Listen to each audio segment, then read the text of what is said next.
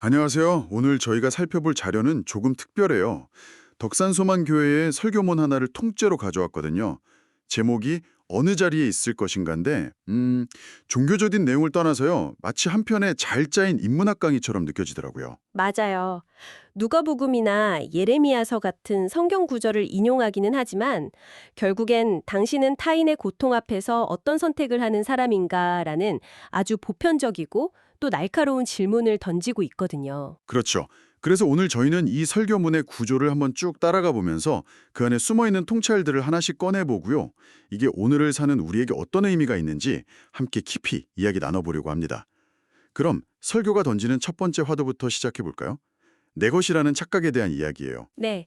이 설교의 시작이 아주 재미있어요. 드라마에 푹 빠진 아버지가 주인공의 감정이입해서 막 화를 내는 이야기로 문을 열거든요. 아, 저 뭔지 알 것 같아요. 네, 배우가 역할에 너무 몰입한 나머지 자기가 진짜 그 인물이라고 착각하는 것처럼 우리도 인생이라는 무대에서 스스로를 주인공이라고 착각하면서 산다는 거죠. 아, 그 비유가 확 와닿네요.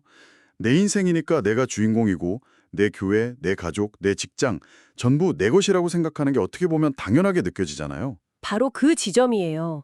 그런데 설교는 그게 착각일 수 있다고 지적하는 거죠. 음, 설교에서는 담임 목사조차 내 교회라고 생각하기 쉽지만 결국 목사는 떠나고 교회는 남는다고 말해요. 아, 우리는 잠시 그 역할을 맡은 관리인이나 뭐랄까 배우에 가깝다는 거군요. 네, 그렇죠. 여기서 예레미야서의 한 구절이 아주 의미심장하게 등장해요. 하나님이 당시 지도자들한테 너희 목장이 아니라 내 목장의 양떼라고 선언하는 부분이에요. 와, 이건 거의 소유권 이전 등기를 확실하게 하는 느낌인데요. 너희는 주인이 아니다라고 그냥 못을 박는 거잖아요. 정확해요. 모든 것의 진짜 주인은 따로 있다는 선언인 거죠. 이 전제가 중요한 이유는요, 내가 주인이 아니라는 걸 깨닫는 순간, 세상을 보는 관점 자체가 완전히 바뀌기 때문이에요. 내 것이 아니다라는 그 전제 하나가 모든 걸 다르게 보이게 만드네요. 그 관점을 가지고 설교의 핵심인 십자가 장면을 보면 거기에 있던 사람들의 행동이 단순히 좋다, 나쁘다가 아니라 각자 자신이 주인이라고 착각하는 방식의 충돌처럼 보이기도 하고요. 네, 아주 정확한 관찰이에요.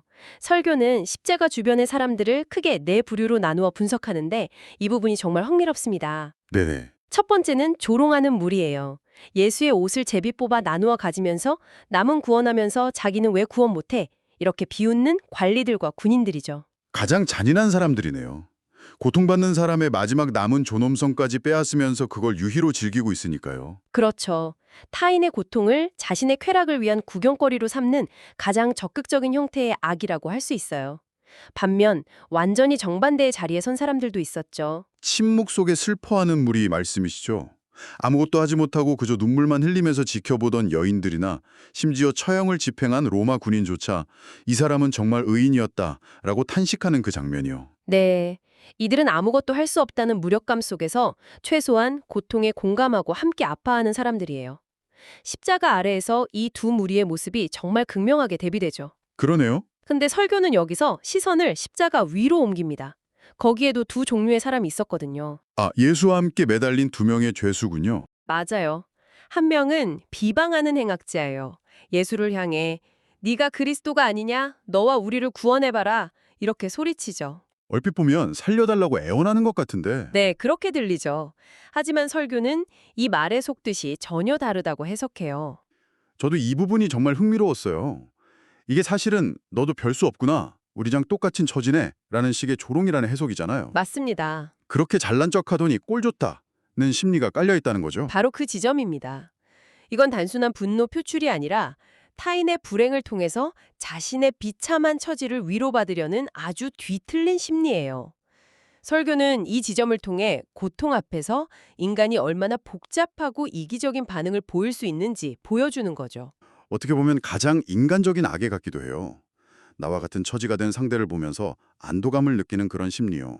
그런데 다른 한 명은 완전히 다른 선택을 하죠. 네, 바로 구원을 청하는 행악자예요. 이 사람은 다른 죄수를 꾸짖으면서 예수를 변호해요.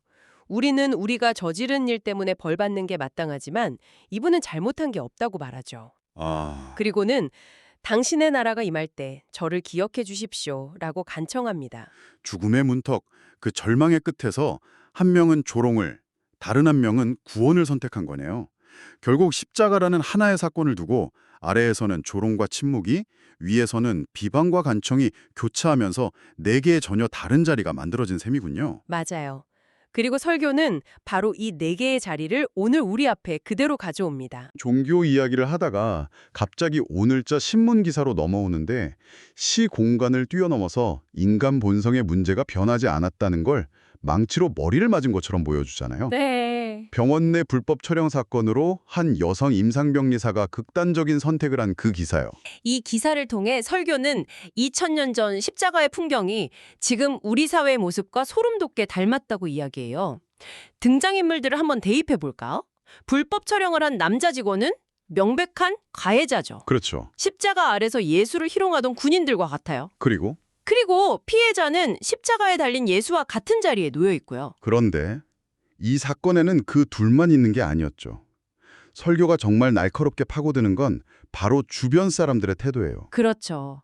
사건을 알면서도 피해자에게 알리지 않고 오히려 왜 하필 그 탈의실을 써서 문제를 만드냐는 식으로 반응했던 병원 관계자들이 등장해요. 와, 이건 명백한 2차 가해이자 조롱에 동조하는 행위네요. 맞아요. 심지어 검찰 구형보다 훨씬 가벼운 징역 10개월에 선고한 사법부의 판결 역시 결과적으로는 피해자의 고통을 외면한 방관의 모습으로 비칠 수 있고요. 그리고 설교는 여기서 한 걸음 더 나아가요. 익명성에 숨어서 악성 댓글을 달고 유포된 영상을 무심코 소비하는 사람들까지 언급하죠. 이게 바로 십자가 아래에서 예수의 옷을 나눠 가지며 구용하던 무리와 뭐가 다르냐고 묻는 거예요. 네, 설교의 지적도 날카롭지만 여기서 한 발 더 나아가면 더 불편한 질문을 만나게 돼요. 바로 공감의 피로 문제죠.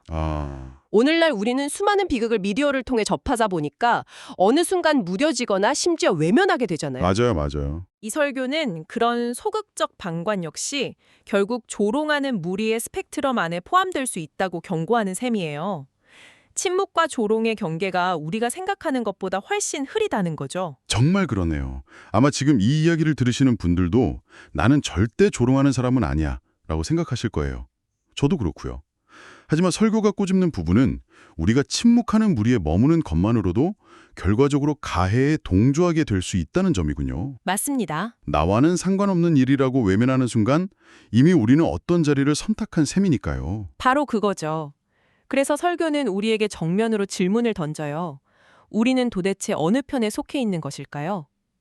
이 질문이 정말 무겁게 다가오죠. 남의 불행을 보면서 속으로 꼴 좋다고 생각하거나 무관심으로 일관하거나 아니면 진심으로 함께 아파하는 사람 중에 과연 나는 지금 어느 자리에 서 있는지 돌아보게 만드네요. 그리고 설교는 마지막으로 힘에 대한 우리의 통념을 완전히 뒤집어 놓아요. 네, 당시 사람들은 예수가 십자가에서 내려오는 기적, 그러니까 우리가 흔히 생각하는 초월적인 힘을 보여주길 기대하며 조롱했죠. 네가 신의 아들이라면 너 자신을 구원하고 내려와 봐라. 뭐 이런 외침이요. 네, 바로 그 기대의 표현이었어요. 영화의 한 장면처럼 모든 적들을 압도하는 힘으로 자신을 증명하길 원했다는 거죠. 설교에도 십자가를 발로 차고 내려오시기를 바랐지만 이라는 구절이 나오잖아요. 맞아요. 하지만 설교는 진정한 힘과 능력은 십자가에서 내려오는 것이 아니라 역설적으로 십자가에서 죽기까지 견디는 것이었다고 말해요. 사람들의 온갖 조롱과 비난 속에서도 분노로 맞서거나 모든 것을 뒤엎지 않고 끝까지 그 고통을 감내하는 것, 그것이야말로 우리를 위한 구원이 되었다는 해석이죠. 힘이란 상대를 제압하고 굴복시키는 게 아니라 고통을 감내하고 사랑을 지켜내는 것이라는 완전히 다른 관점을 제시하는 거군요. 바로 그거예요. 만약 초인적인 힘으로 십자가에서 내려왔다면 그건 그저 또 하나의 권력과시에 불과했을 거예요. 사람들은 두려워하며 굴복했겠죠. 그렇죠. 하지만 무력하게 죽음까지 견뎌냈기에 그것이 자신과 같은 죄인들을 위한 희생과 구원이 될 수 있었다는 거죠. 골로새서에 그의 십자가의 피로 화평을 이루사라는 구절이 바로 이 지점과 연결되고요. 듣고 보니 만약 예수가 십자가에서 내려왔다면 사람들은 그를 경배했을지는 몰라도 자신과 같은 편이라고 느끼지는 못했을 것 같아요. 정확한 통찰이에요. 하지만 함께 고통받고 죽었기 때문에 십자가 위에 그 죄수가 나를 기억해달라고 말을 건넬 수 있었던 거군요. 네, 그 죄수는 예수의 힘이 아니라 무력함 속에서 동질감과 구원의 가능성을 본 거죠. 결국 설교는 마지막 기회를 붙잡았던 그 행악자처럼 우리가 지금 어떤 모습이든 그 본질을 깨닫고 올바른 자리를 선택하라고 촉구하는 메시지로 이어져요. 오늘 네가 나와 함께 낙원에 있을 것이다 라는 그 약속을 상기시키면서요. 오늘은 덕산소망교회의 설교문 어느 자리에 있을 것인가를 통해 우리 삶의 소유권 문제부터 타인의 고통을 대하는 태도, 그리고 진정한 힘의 의미까지 깊이 들여다봤습니다. 드라마 속 주인공이 아니듯 우리도 삶의 주인이 아니라는 인식에서 출발해서 타인의 고통이라는 거대한 십자가 앞에서 우리는 조롱하는 자, 침묵하는 자, 함께 아파하는 자 중 어느 자리에 서 있는지 돌아보게 만드는 아주 묵직한 성찰이 담긴 자료였어요. 특히 2000년 전의 종교적 사건을 오늘 우리 사회의 구체적인 뉴스 기사와 연결해서 그 질문을 훨씬 더 생생하고 아프게 만들었다는 점이 아주 인상적이었습니다. 여러분은 어떠셨나요? 설교는 우리에게 어느 자리에 있고 싶은지를 물었죠. 그렇다면 한 걸음 더 나아가 이런 질문을 던져보며 마무리하고 싶어요. 우리가 어떤 자리에 서기로 선택하는 그 행위 자체가 주변 사람들에게는 또 다른 십자가 아래의 풍경이 될 수 있다는 사실을 우리는 얼마나 인지하고 있을까요? 당신의 선택이 만드는 그 풍경은 어떤 모습일지 한번 생각해 보시는 것도 좋겠습니다.